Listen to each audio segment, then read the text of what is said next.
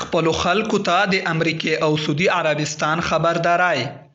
د پاکستان په بیلابیلو ښارونو کې د امنیتي ګواښونو ډېرېدو له کبله تازه سعودي عربستان په دغه هیواد کې خپلو وګړو ته امنیتي خبرداری ورکړی.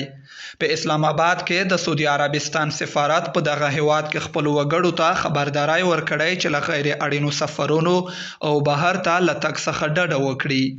له یاد سفارت څخه په خپره شوې خبرپاڼه کې راغلي چې په پاکستان کې امنیتي وضعیت سخت شوی او سعودي وګړي دې له احتیاط څخه کار واخلي.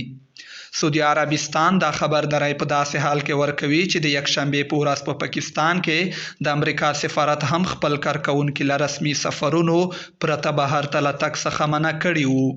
باید یاد شي چې د پاکستان په یو شمېر سیمو کې په دې وروستیو کې امنیتي پیښې زیاتې شوې دي.